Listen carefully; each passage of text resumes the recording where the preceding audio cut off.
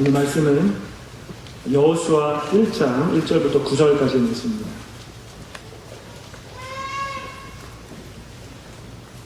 구약성경 320페이지에 있습니다. 여호수아 1장 1절부터 9절까지 제가 한 절, 여러분이 한 절, 우리 교독하도록 하겠습니다.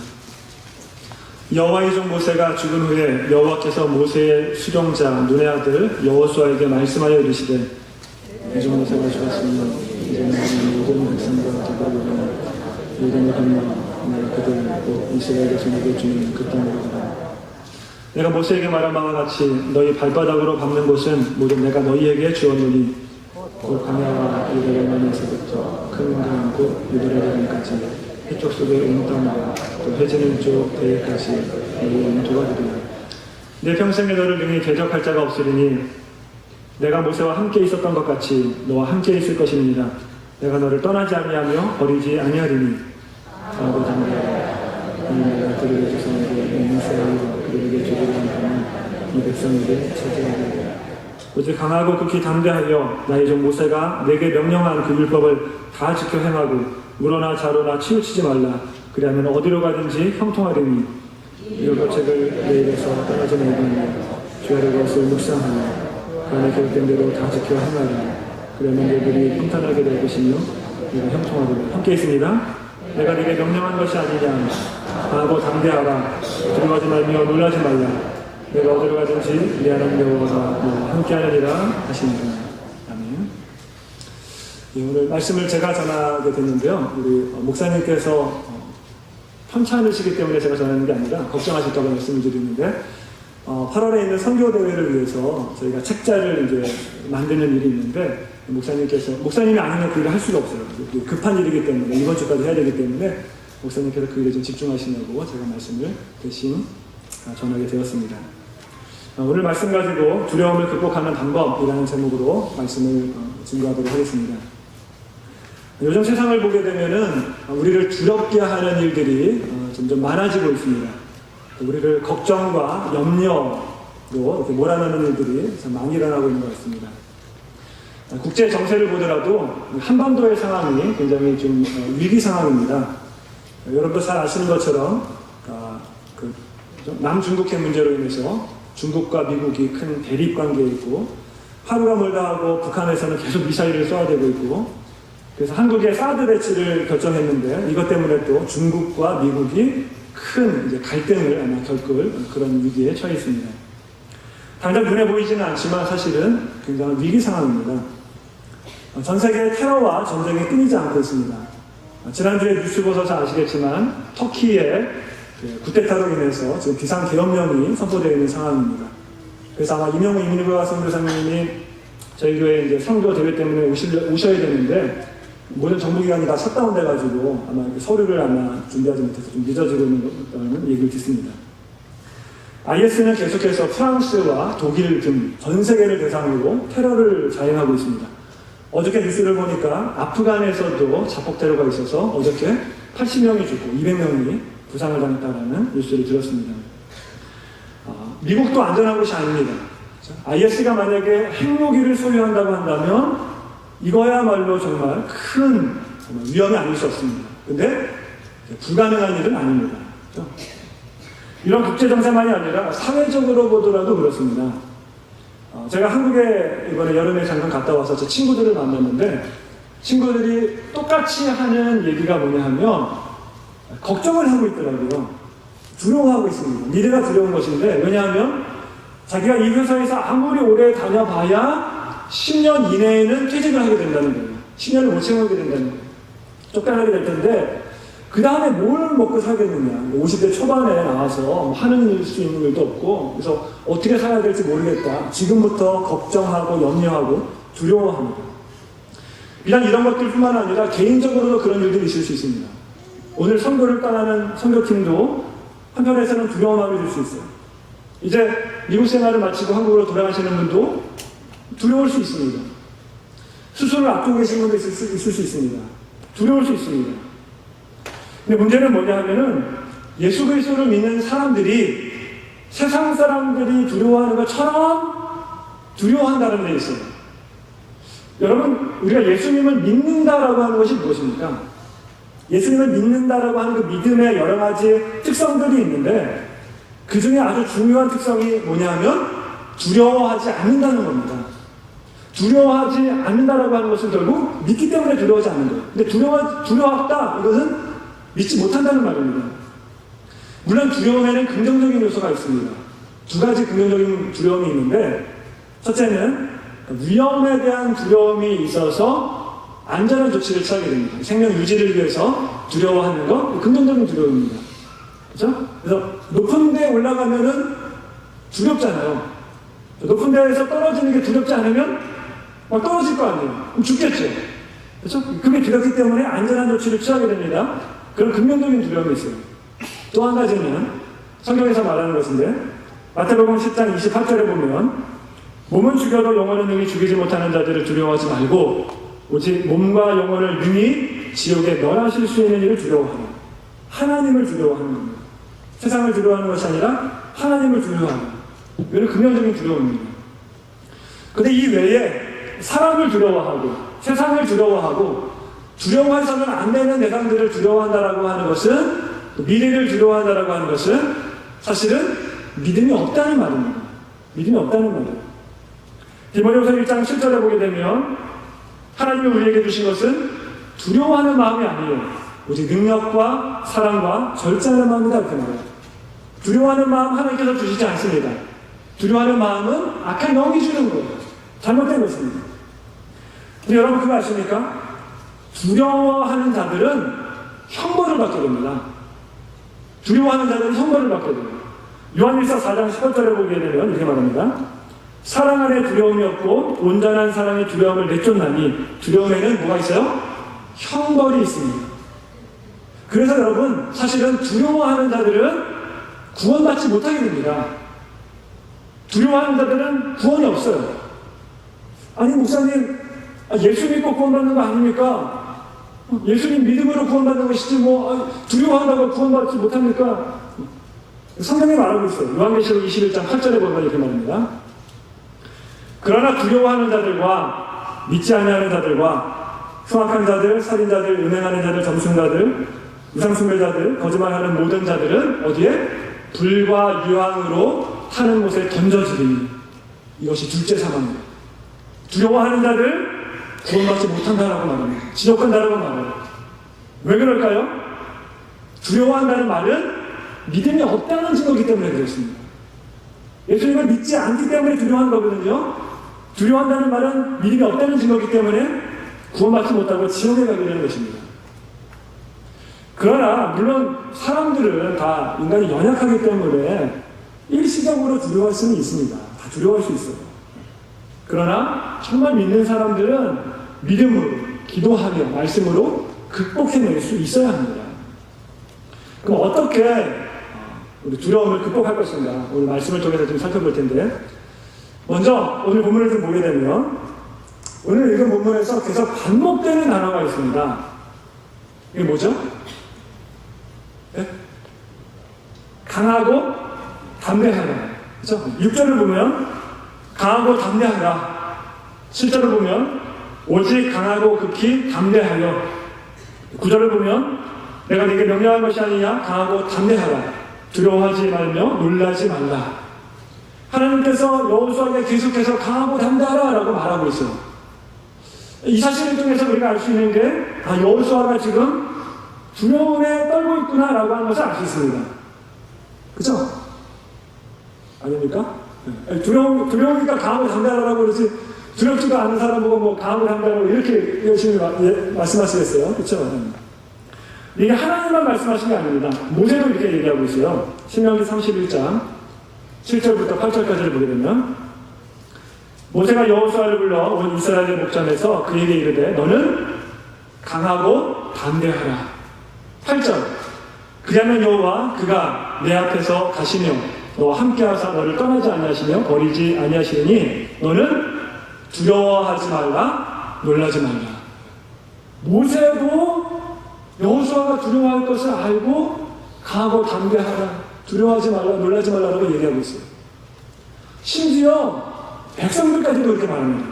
여호수아 1장 18절 보겠습니다. 누구든지 당신의 명령을 거역하며 당신의 말씀을 순종하지 아니하는 자는 죽임을 당하리니 오직 강하고 담대하소서. 여호수아가 굉장히 두려웠던 것 같아요. 염려와 불안에 쌓였던 것 같습니다. 하나님도 여러 번에 걸쳐서 강하고 담대하라, 두려워하지 말라, 놀라지 말라, 모세도 이야기를 하고 죽기 전에 이스라엘 백성들도 강하고 담대하소서라고 계속해서 이야기를 하고 있습니다. 그럼 여호수아가 뭐 때문에 두려워했을까요?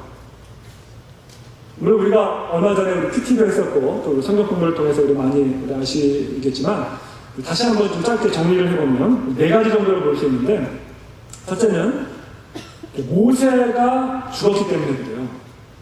모세라고 하는 탁월한 지도자가 죽었습니다.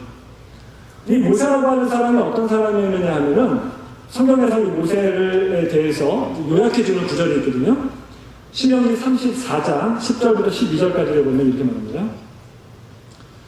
그 후에 이스라엘에 모세와 같은 선지자가 일어나지 못하였나니. 지금 모세를 뒤를 이어서 여호수아가 지도자가 되는데 신명기에 모세와 같은 선지자가 일어나지 못했다 그래요. 여호수아가 아무리 잘하더라도 모세만큼은 안 되는 거예요. 모세만큼 탁월할 수는 없습니다. 그러나 모세는 여호와께서 대면하여 아시던 자예요. 대면하던 자예요.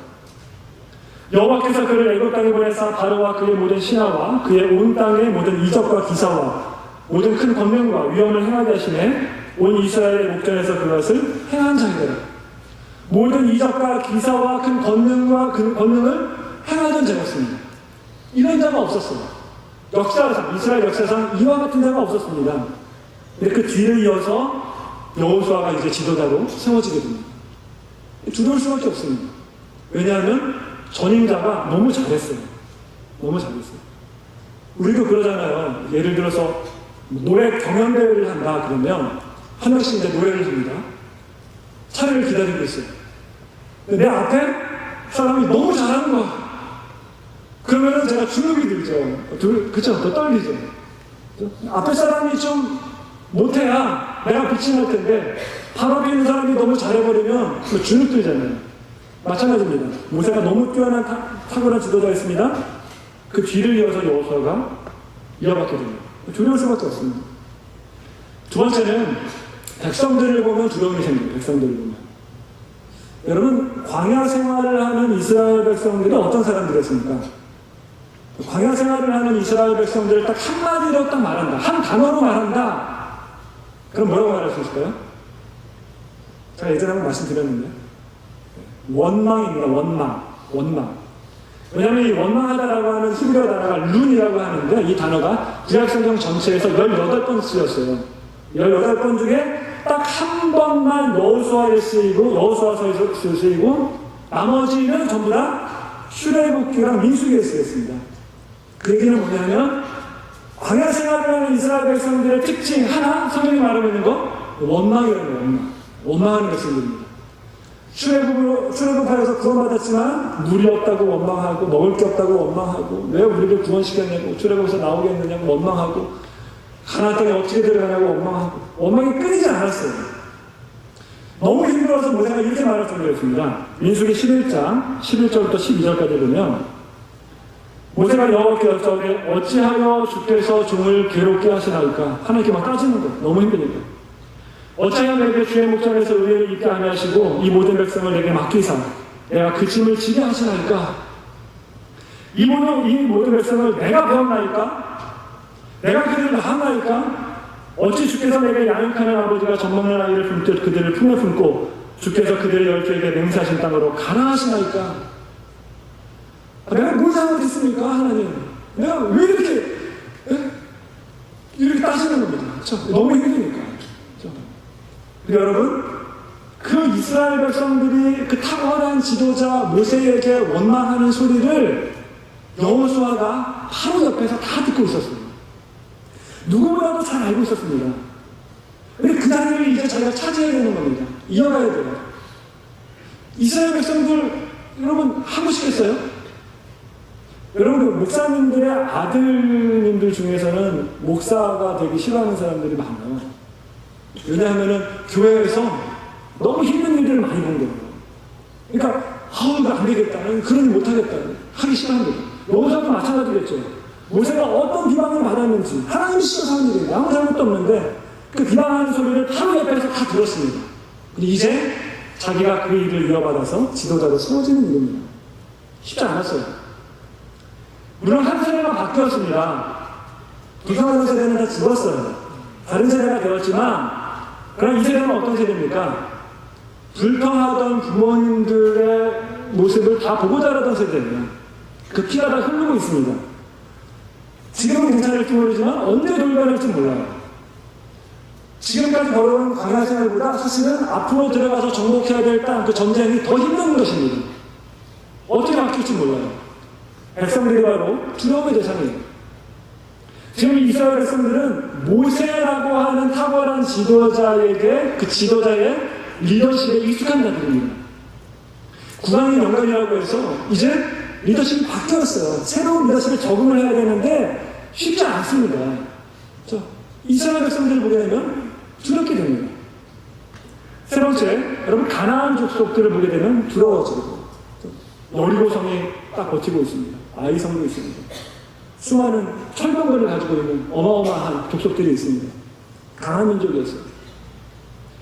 이스라엘 백성들이 12명의 정탐꾼이 갔다 와서 한 얘기가, 이 땅에는 정말 거민들이 강하고 강한 요새와 같고, 그들에 비해서 우리를 보면 우리 메뚜기와 같다. 그들의 신장이 장대하다. 거인들이다. 막 이렇게 말해요. 거짓말이 아닙니다. 사실입니다. 어마어마한 사람들이에요.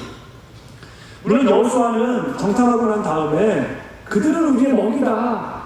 그들을 지키고 있는 보호자들은 다 떠났고 우리는 너무 하나님 함께 하시기 때문에 우리가 차지할 수 있다라고 당당하게 이야기를 했습니다. 그렇죠? 그런데 그거는 40년 전 얘기예요. 40년 전 얘기. 이미 시대가 오래 지났습니다. 젊었을 때 얘기예요. 저는 나이가 들면 두려움도 사라지고 걱정과 염려가 사라지는 줄 알았어요. 이제 필요한 거 없잖아요. 주님만 바라보면서 천국의 것을 소망하면서 살기 때문에 두려움과 걱정이 다 사라질 것으로 생각했는데, 예전에 박보영 목사님이 오셔가지고 제가 공항 라이드를 해드리면서 그런 얘기를 하니까 목사님도 그런 얘기 말씀하시더라고요. 천만의 말씀이에요. 아니라고. 나이가 들면 들수록 염려와 걱정과 두려움이 더 많아진다고 그러더라고요. 곰곰이 생각해보니까 그런 것 같아요. 제가 지금도 젊지만 더 젊었을 때는요, 군대에 있었을 때는요, 두려울 게 없었습니다. 못하는 게 없었어요. 하라면 하는 거죠. 못하는 게, 그렇죠? 뭐든지 다 할 수 있을 것 같았어요. 근데 조금 나이가 들었다고 이렇게 안 되는 거예요. 두려움이 생기고, 걱정이 생기고, 염려가 생기고. 지금 여호수아는 40년이 지났어요. 나이가 지금 정확히 몇 살인지는 모릅니다. 학자들에 따라서 80세가 조금 안 됐을 것으로 여기고 90세가 좀 넘었을 것으로 여기는데 정확한 나이는 성경에 나와 있지 않습니다. 어쨌든 간에 많이 나이가 들었어요. 두려워요. 이스라엘 백성들은 군인으로 훈련받은 군대 조직이 아니에요. 그렇죠? 오합조졸입니다. 근데 가나안 땅에는 철병거가 있는 사람들, 그렇죠? 무기를 가지고 있습니다. 최첨단 무기를 가지고 있어요. 상대가 안 됩니다. 그러니까 그 땅을 바라보면 두려울 수밖에 없습니다. 네 번째가 가장 중요한 이유인데, 네 번째가 첫 번째, 두 번째, 세 번째를 다 아우르는 겁니다. 두려운 이유는 왜 그러냐면, 여러분 이 일이 사람의 일이 아니라 하나님의 일이기 때문에 두려운 것입니다. 사람의 일이 아니에요. 하나님의 일이기 때문에 그래요. 하나님의 사랑을 받은 성경의 인물들을 자세히 보게 되면 누구나 다 처음엔 두려워했어요. 모세도 그랬습니다. 모세가 처음에 나는 입이 뻣뻣하고 둔한 자입니다. 감당하지 못하겠나이다. 기드온도 몇 번에 걸쳐서 표적을 보여달라고 그랬습니다. 이사야도 소명을 받았을 때 나는 입술이 부정한 자입니다. 예레미야도 나는 아이라서 감당하지 못하겠습니다. 두려웠어요. 왜 그러냐 하면 이게 사람의 일이 아니라 하나님의 일이기 때문에 그래요. 하나님의 일이라고 하는 것은 사람이 할 수 없는 일이라는 얘기입니다. 하나님만 하실 수 있다는 얘기예요. 그러니까 하나님만 하실 수 있는 일을 사람이 맡게 되니까 두려울 수밖에 없죠. 그렇죠? 하나님의 일을 감당할 때 인간이 느끼는 자연스러운 감정이 바로 두려움입니다. 그래서 이제 오늘 오후에 우리 아리조나 선교팀 이제 가게 되는데, 선교를 하면서 전혀 두려운 마음이 없다.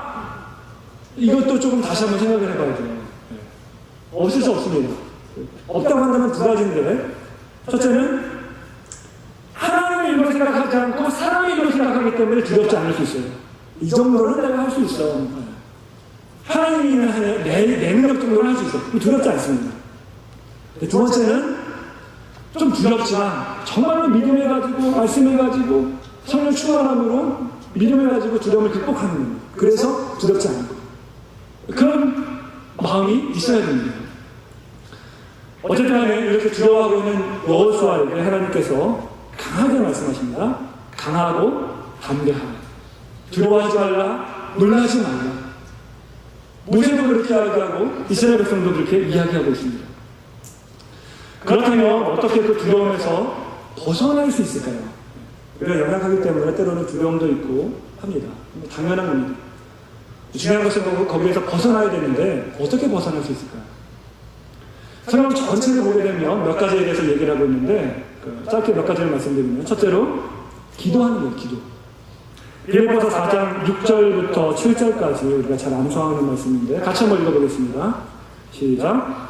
아무것도 염려하지 말고 감사함을 하나님께 아뢰라.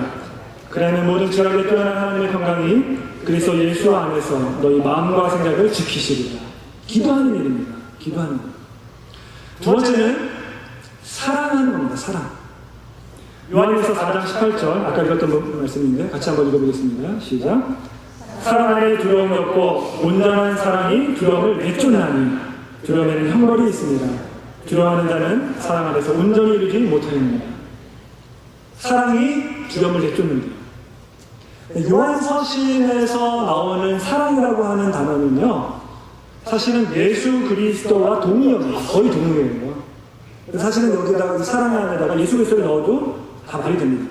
예수 그리스도 안에서 두려움이 없고 온전한 예수 그리스도의 사랑이 두려움을 내쫓는 것. 두려워하는 자는 그리스도 안에서 온전히 이루지 못하게 되는 것입니다. 그런데 실제로 우리의 삶을 보더라도 사랑이 두려움을 내쫓는다라고 하는 것을 알 수가 있어요. 예를 들면 이런 겁니다. 우리가 자녀를 사랑하죠. 그렇죠? 사랑하는 자녀 앞에서는 우리의 두려움이 사라져버리게 됩니다. 무슨 말이냐면 어떤 자매가 있습니다. 이 자매가 바퀴벌레를 너무 무서워하는 거예요. 바퀴벌레만 나오면 막 소리 지르고 막 잡지 못해요. 근데 이제 결혼을 했습니다. 아이를 낳습니다. 아이가 자라났어요. 이 아이 앞에 바퀴벌레가 나타났더니 이 아이가 깜짝 놀라서 비명을 지르면서 엄마 나 살려 이러면서 막 도망가는 거예요. 무서워하는 거예요. 그걸 보고서 그 자매가 엄마가 자기도 무섭지만 냅다 그냥 손으로 막 잡아버립니다. 그런 용기가 어디서 나요? 사랑 때문에 생기는 겁니다. 자녀를 사랑하기 때문에. 그렇죠? 예수님에 대해서도 마찬가지예요. 예수님을 너무 사랑하게 되면 주님이 싫어하시는 그 악한 것들에 대해서 두려운 마음이 사라져버리게 됩니다. 하나님이 미워하시는 그 세상을 두려워하지 않게 됩니다. 그렇게 사랑하는 하나님을 위해서 두려움이 사라져버리게 됩니다. 사랑이 두려움을 내쫓는 것입니다. 근데 오늘 본문을 중심으로 한 가지만 좀 말씀드리려고요. 중요한 거, 본문의 말씀의 핵심입니다. 오늘 본문에서 말하고 있는 아주 중요한 것 하나는 뭐냐면 성경 말씀을 통해 세상을 보게 되면 강하고 담대할 수 있다는 겁니다. 두려워하지 않을 수 있다는 겁니다.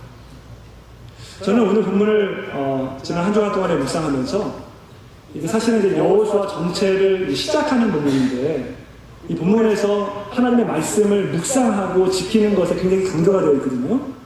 근데 그 가나안 땅을 정복하는데 이 말씀을 묵상하고 지키는 것이 어떤 관계가 있는지 좀 의아해 있었습니다. 한 주간 동안에 기도를 많이 했어요. 성경 이 여호수아 전체를 여는 이게 키거든요. 근데 어떤 관계가 있는지, 그리고 강하고 담대한 것과 하나님의 말씀을 묵상하고 지키는 것과 어떤 관계가 있는지 좀 이해했었는데 기도하는 중에 하나님이 깨닫게 해주셨어요. 이제 본문을 보게 되면은 7절부터 9절까지를 한번 보겠는데 이 구조를 한번 살펴보겠습니다. 이 구조가 어떻게 되어 있는지, 뭐에 지금 강조점이 있는지 살펴볼 텐데 7절부터 9절까지를 다시 한번 보겠습니다. 오직 강하고 극히 담대하여 나의 종 모세가 내게 명령한 그 율법을 다 지켜 행하고 우러나 좌로나 치우치지 말라. 그러면 어디로 가든지 형통하리니 이 율법책을 내 입에서 떠나지 말게 하며 주야로 그것을 묵상하여 그 안에 기록된 대로 다 지켜 행하라. 그러면 네 길이 평탄하게 될 것이며 내가 형통하리라. 내가 네게 명령한 것이 아니냐. 강하고 담대하라. 두려워하지 말며 놀라지 말라. 내가 어디로 가든지 네 하나님 여호와가 너와 함께하는 이라 하시니라. 이 세 구절이 굉장히 중요한데 이 세 구절의 구조를 제가 아주 쉽게 설명을 해드리겠습니다. 어려울 수도 있는데 아주 쉽게 설명할 테니까 잘 따라오세요. 구약 성경에서 자주 쓰이는 구조가 샌드위치 구조라고 합니다. 제가 여러 번 말씀드렸어요. 샌드위치 구조. 안에 이제 고기가 들어가고 빵이 이렇게 들어가는 그런 구조인데 이 구조는 오늘 본문의 이 구조는 약간 확장된 샌드위치 구조예요. 신학에서는 뭐 카이아스틱, 헬라어로 X가 이제 카이라고 그러거든요. X자 같이 생겼다고 그래서 카이아스틱 구조다 이렇게 말을 하는데 쉽게 설명하면 이런 겁니다. 고기가 있어요. 샌드위치에 고기가 있죠, 가운데. 고기가 되게 중요하죠? 그렇죠? 샌드위치. 빵만 먹고 버리는 사람 없죠? 고기가 중요합니다. 고기에 양쪽에 야채를 넣습니다. 똑같은 야채예요. 비슷한 야채예요. 그리고 똑같은 빵을 넣습니다. 이게 구조예요. 그러니까 가운데 핵심이고 비슷한 것이 있고 또 비슷한 것이 있어요. 한번 보겠습니다. 그럼 이 고기라고 하는 게 뭐냐? 8절에 보면 이 율법책을 내 입에서 떠나지 말게 하며 주야로 그것을 묵상하여 거기까지. 우리 성경에는 하여라고 나와 있어서 주랑 이어지는 것 같지만 히브리어 원문을 보게 되면 여기에 접속사가 없습니다. 그러니까 사실은 이 율법책을 내 입에서 떠나지 말게 하며 주야로 그것을 묵상하라 까지 끊어지는 거예요. 그게 고기의 중심에 해당되는 겁니다. 자, 이 앞뒤로 이 채소 야채가 되는 게 뭐냐? 8절에 하루 앞에 있는 구절, 7절에 중간부터 보면 나의 중보자 내게 명령한 그 율법을 다 지켜 행하고 우러나 좌로나 치우치지 말고 말라. 그러면 어디로 가든지 형통하겠다. 율법을 지키라는 겁니다. 그러면 형통하게 되겠다. 그렇죠? 밑에 있는 채소 8절 뒤에 중간부터 보면 그 안에 기록된 대로 다 지켜 행하라. 그러면 내 길이 평탄하게 될 것이며 내가 형통하리라. 아까 7절에서 이것과 비슷하죠? 그쵸? 모르시겠어요? 예. 이거 그림으로 그려올 거예요. 제가 잘못했나? 자, 이제 빵이 되는 겁니다. 제 앞에 있는 빵은 7절 처음에 오직 강하고 극히 담대하여 강하고 담대하여 이제 밑에 있는 빵 9절 내가 이렇게 명령한 것이 아니냐 강하고 담대하라. 놀라지 말라. 두려워하지 말고 놀라지 말라. 그렇죠? 구조가 보이십니까? 가운데, 정 가운데에 율법책을 내 입에서 떠나지 말게 하며 주야로 그것을 묵상하라. 그 다음에 이 율법책에 기록된 것을 다 지켜 행하라. 그러면 형통하게 될 것이라. 그 다음에 강하고 담대하라 이런 얘기예요. 구조가 보이십니까? 눈에 들어오세요? 네. 자, 이 구조가 보여주는 게 뭐냐 하면 강하고 담대하라고 하는 것과 율법책을 내 입에서 떠나지 말며 주야로 그것을 묵상하고 지키는 것과 따로따로의 명령이 아니라는 거예요. 같이 붙어있는 겁니다. 연결되어 있는 겁니다. 이거를 한마디로 말하면 쉽게 설명하면 이런 거예요. 뭐냐면 강하고 담대할 수 있게 되는 이유, 두려움을 극복할 수 있는 이유, 방법, 그게 뭐냐? 정 가운데 있는 율법책을 내 입에서 떠나지 말게 하며 주야로 그것을 묵상하라는 것입니다. 세상을 바라볼 때 하나님의 말씀을 묵상하며 그 말씀을 통해서 세상을 보라는 거예요. 그래서 아까 전에 읽었던 본문을 보게 되면 하나님께서 계속 이렇게 말씀하십니다. 3절을 한번 볼게요. 3절. 내가 모세에게 말한 바와 같이 너희 발바닥으로 밟는 곳은 모두 내가 너희에게 주었느니. 모세에게 말한 바와 같이 어떻게 알 수 있어요? 뭘 보고 알 수 있어요? 말씀에 기록되어 있습니다. 율법책, 토라에 기록되어 있어요. 5절에 보면 내 평생에 너희들이 대적할 자가 없으리니 내가 모세와 함께 있었던 것 같이 너와 함께 있을 것이다. 모세와 함께 있었던 하나님 뭘 보고 알 수 있어요? 말씀을 통해서 알 수 있습니다. 6절 가보고 담대하라. 너는 내가 그들의 조상에게 맹세하여 그들에게 주리라 한 땅. 조상들에게 주리라고 맹세한 그 땅. 조상들에게 맹세한 거 뭘 보고 알 수 있어요? 여호수아가 계실 때 없었는데 뭘 보고 알 수 있어요? 말씀. 그가 가지고 있는 토라, 율법책을 보고 알 수 있습니다. 그러니까 그 율법책을 주야로 묵상하는 거예요. 그러면 가하고 담대해질 수 있다고 하는 겁니다. 여러분, 하나님의 말씀, 성경이라고 하는 것을 안경으로 삼아서 세상을 봐야 돼요. 그러면 세상에 두려울 것이 없게 됩니다. 정확히 보게 되기 때문에 그래요. 우리의 육신의 눈으로 보게 되면 우리의 육신의 눈은 죄로 물들었어요. 육신으로만 보게 되면 왜곡된 것을 볼 수밖에 없습니다. 잘못 보게 돼요. 삐뚤어지게 보게 됩니다. 그러니까 두려울 게 생기는 겁니다. 제가 얼마 전에 읽은 그 라비 제카라이스가 쓴 그 무신론의 진짜 얼굴이라고 하는 책에 보면 재미난 얘기가 있어요. 무슨 얘기냐면 어떤 사람이 있었는데 이 사람이 인근 공장에서 일하는 사람입니다. 이 공장에서 무슨 일을 하냐면 작업 그 시간을 관리하는 사람이에요. 그래서 시간을 관리하고 가장 중요한 업무가 4시가 되면 이제 업무가 마감됐다고 종을 울리는 거예요. 근데 작업 시간을 관리하다 보니까 시간이 굉장히 중요하겠죠. 그래서 아침에 출근하면서 항상 출근길에 있는 시계방에 들러서 창문 너머에 시계를 보면서 시계를 항상 마치고 출근했어요. 시간이 중요하니까 이 사람은. 그렇죠? 정확한 시간이 중요하니까. 매일마다 그런 모습을 보고서 시계방 주인이 어느 날 아침에 나와가지고 그 사람에게 물었습니다.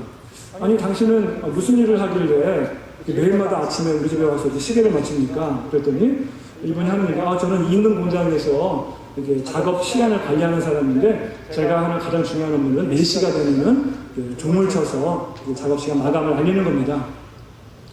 그 얘기를 듣고 이 시계방 주인이 깜짝 놀라면서 이렇게 얘기를 합니다.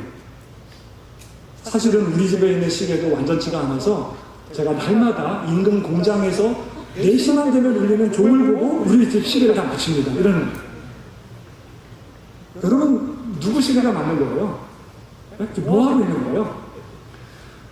육신의 눈으로 세상을 보는 것이 꼭 이와 같습니다.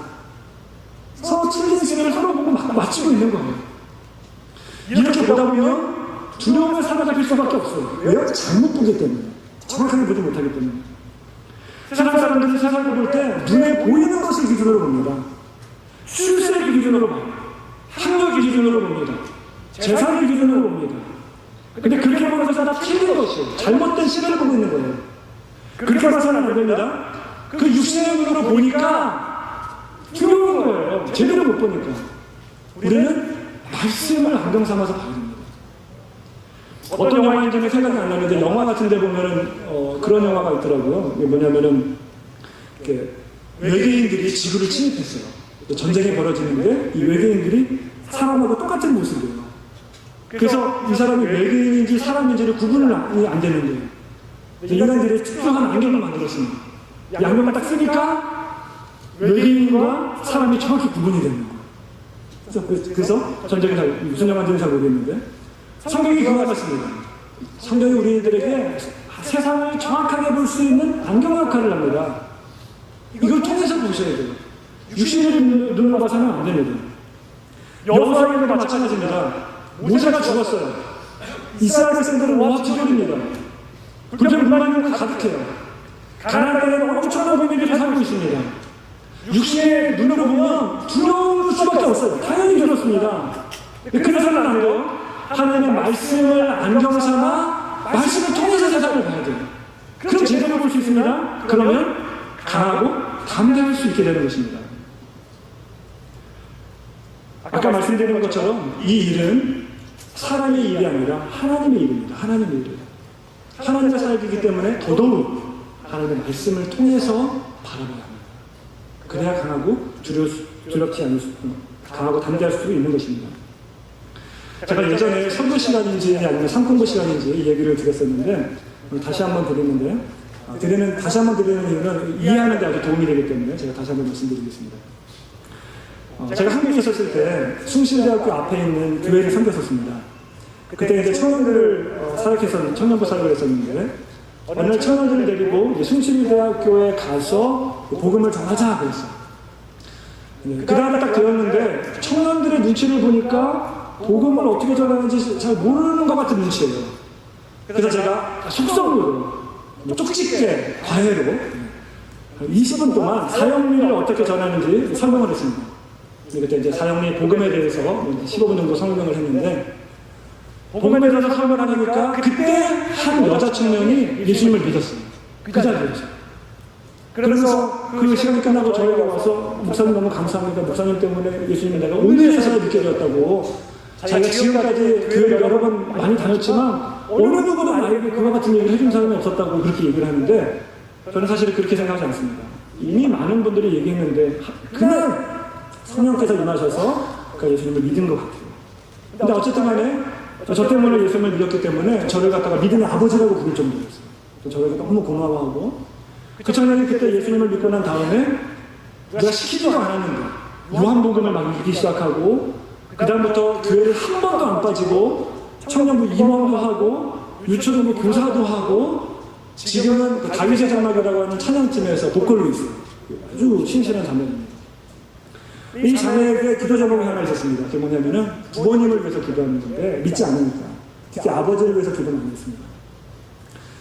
그때 있을 때도 저를 위해서 저에게 아버지를 위해서 기도해달라고 기도를 부탁을 많이 했었는데, 자, 그 교회를 사역하고 마치고 다른 교회로 이제 옮긴 다음에 어느 날 그 청년으로부터 전화가 왔어요.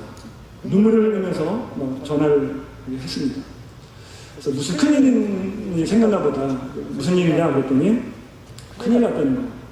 저희 아버지가 제가 예수 믿는다는 것 때문에 자기를 두드려 패기 시작했다는 거예요. 자기가 최근에 아버지한테 예수님을 더 적극적으로 전하고 교회 가자고 더 적극적으로 전했더니, 아버지께서 자기를 막 지금까지 한 번도 손찌검을 안 하던 아버지가 방에 가둬놓고서 막 때리기 시작했다는 거예요. 나가지도 못하고. 그러면서 아버지가 하는 말이, 네가 어쩌다가 이렇게 예수를 믿게 되느냐, 너를 예수 믿게 한 그 독사가 누구야? 당장 데려와. 다리 몽둥이라도 부러뜨려야지. 제가 그 얘기를 듣는데 얼마나 참담하던지 진짜 전화해서 오라고 그럴까요. 근데 제가 참 한편에서 굉장히 놀랐습니다. 걱정이 됐어요. 왜냐하면 예수님 믿은 지 얼마 안 되기 때문에 이렇게 핍박을 당하다가 예수님을 떠나면 어떻게 될까 걱정을 했는데, 이 청년이 마지막에 저한테 이렇게 얘기를 하더라고요. 그 얘기를 듣고 너무 감사하고 기뻤습니다. 뭐라고 말하냐면, 목사님 저 지금 너무나 힘들어요. 너무 힘들지만 한편에서는 기쁘고 감사해요. 왜냐하면 성경에 보니까, 말씀을 보니까 누구든지 경건하게 살고 사는 자는 핍박을 받으리라고 말하고 있잖아요. 성경에 있는 많은 인물들 보니까 예수님 잘 믿다가 핍박받는 사람들 많잖아요. 칼복을 보니까 의리하여 핍박을 받는 자가 복이 있다고 말하고 있잖아요. 그걸 보니까, 성경을 보니까 내가 지금 제대로 믿고 있구나, 하나님 말씀이 진리이구나 라고 하는 것을 깨닫게 된다는 거예요. 그러니까 지금 내가 이렇게 핍박을 받고 있지만 기쁘고 감사하고, 말씀을 보니까 하나 더 기쁜 것은, 지금 우리 아버지가 이렇게 하는 이유는 사탄이 마지막 발악을 하고 있는 것 같다고, 요거만 딱 넘으면 우리 아버지가 주님께 돌아올 것을 내가 믿기 때문에 내가 기쁘고 감사하다, 이렇게 얘기를 해요. 그러면서 목사님 저를 위해서 기도해 주세요. 기도해 줬습니다. 미국에 와서 들리는 소식을 들으니까 이 아버지가 예수님을 믿게 됐어요. 새벽 기도도 나간대요. 빠지지 않고 나가신대요. 할렐루야. 네. 여러분, 이 청년이 그와 같은 엄청나게 두려운 상황 가운데 어떻게 그 두려움을 쫓아낼 수 있었습니까? 말씀을 통해서 자신의 상황을 본 거예요. 말씀을 보니까 이 상황이 지금 어떤 상황인지 해석이 되는 겁니다. 번역이 되는 거예요. 정확하게 이 상황이 지금 어떤 상황인지를 알 수 있게 되는 겁니다. 그러니까 두려움을 극복할 수 있었던 것입니다. 여러분, 오늘 본문에서 한 가지 유의할 점이 있는데, 그게 뭐냐면, 율법책을 내 입에서 떠나지 말게 하며 주야로 것을 묵상하여 그 가운데 기록된 대로 다 지켜 행하면 형통하게 될 것이다, 형통하게 될 것이다 라고 말해서, 율법을 잘 묵상하고 지키면 땅을 차지하게 될 것이다, 이렇게 들려요. 이게 여호수아서 전체를 보게 되면, 그렇죠? 말씀을 지켜야지만, 묵상해야지만, 그래야지만 땅을 온전히 차지할 수 있다, 이렇게 생각되는데 사실 그렇지 않아요. 3절을 보게 되면 이 땅은 이미 하나님이 주신 땅입니다. 3절을 한번 다시 한번 볼까요? 내가 모세에게 말한 바와 같이 너희 발바닥으로 밟는 것은 모두 내가 너희에게 주었노니. NIV 성경에는 미래형으로 나왔지만 잘못된 겁니다. 히브리어 원문을 보게 되면 나탄이라고 하는 동사가 완료형으로 나와요. 이미 죽었다라고 하는 겁니다. 이 땅은 앞으로 차지할 땅이 아니에요. 이미 받은 땅입니다. 이미 내 땅이에요. 하나님 주신 땅이에요. 그 땅을 이제 차지하러 가는 겁니다. 그래서 율법책을 봐야 돼요. 그래서 성경을 봐야 돼요. 왜요? 성경을 봐야지만, 말씀을 봐야지만 이 땅이 내 힘으로 차지할 땅이 아니라 하나님이 주신 땅이구나라고 하는 것을 알 수가 있기 때문에 그렇습니다. 해석이 가능하기 때문에 그렇습니다. 여러분, 성경으로 세상을 봐야 됩니다. 말씀을 통해서 세상을 읽을 수 있어야 돼요. 쉽지 않아요. 쉽지 않습니다. 그러나 연습하셔야 됩니다. 성경으로 세상을 보게 되면 해석이 됩니다. 지금 이 땅에 왜 이렇게 테러가 많은지, 전쟁이 많은지, 왜 많은 사람들이 이렇게 두려움과 염려에 휩싸이고 있는지, 왜 세상에 이런 일이 일어나고 있는지 해석이 돼요. 두려움을 극복할 수 있게 되는 것입니다. 말씀을 보게 되면 하나님이 우리와 함께 하신다고 하는 약속이 있어요. 그 약속이 있기 때문에 우리가 두려워하지 않을 수 있게 됩니다. 강하고 담대할 수 있습니다. 마지막으로 한 얘기만 하고 마치도록 하겠습니다. 여러분이 아주 잘 알고 있는 이야기인데요. 몇 년 전에 미국 TV에서도 반영됐었고, 그 유튜브 보면은 잘 나와 있습니다. 이미 많이 보신 분들이 있으시겠지만, 딕과 릭이라고 하는 부자가 있습니다. 이 아들이 릭인데, 이 아들이 태어나면서부터 중증 뇌성마비로 태어났습니다. 말도 못하고 제대로 걷지도 못하고 쓰지도 못합니다.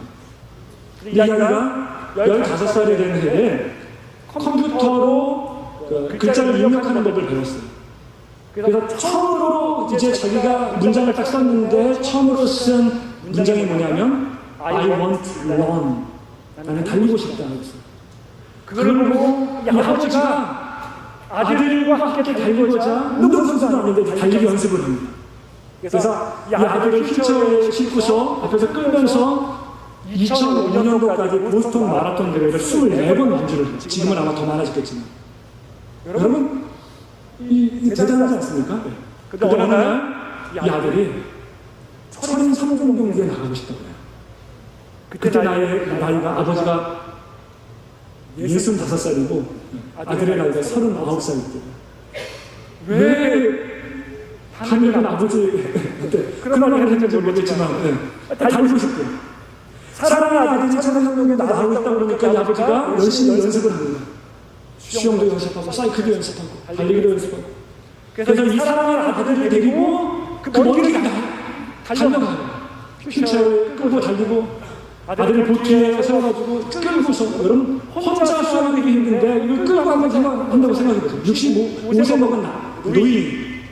사랑하는 아들을 위해서 그렇게 합니다. 아이를 태우고서 사이클을 달립니다. 수교로를 거쳐서 여러 번의 1300명을 완주했대요. 이 300명을 완주하고 나서 아들이 이렇게 얘기합니다. 내가 아버지가 아니었다고 한다면, 아버지가 나와 함께 하지 않았다고 한다면, 아버지가 내 뒤에서 밀어주지 않았다고 한다면 나는 이와 같은 일을 꿈에도 생각하지 못했을 겁니다. 아버지는 이렇게 이야기합니다. 내 사랑하는 아들이 있었기 때문에 내가 완주할 수 있었다. 만약에 사랑하는 아들이 없었다고 한다면 난 도저히 중간에 포기하고 말았을 것이다. 여러분 그 노인이 미쳤습니까? 그렇죠? 그 나이가 되어서 그걸 하죠. 사랑하는 아들이 원하니까 하는 거예요. 사랑하는 아들이 원하니까 힘들더라도 이겨내는 겁니다. 사랑하는 아들이 있기 때문에 그들과 함께하면서 그것을 함께 완주하는 것입니다. 하나님이 그런 하나님이에요.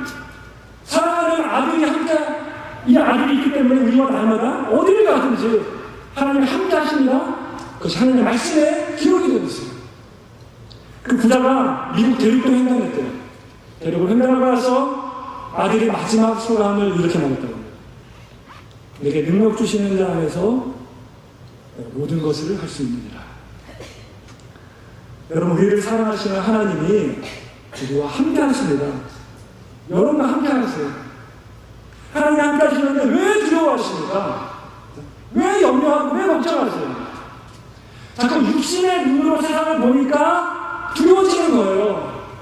세상 사람들처럼 세상을 보니까 걱정되고 염려가 되는 것입니다. 여러분 세상의 눈으로 보지 마세요. 다 내려놓으시기 바랍니다. 하나님의 말씀을 통해서 세상을 보시기 바랍니다. 수천 년 동안 믿음의 선진들과 함께 하셨던 하나님이 오늘도 나와 함께 계신다라고 말씀을 통해서 약속하고 있습니다. 그 약속을 붙들고 그 믿음을 가지고 가고 담대하게 주의 사역들을 감당하시고 이 세상을 살아가시는 저와 여러분 되시길 간절히 축원합니다.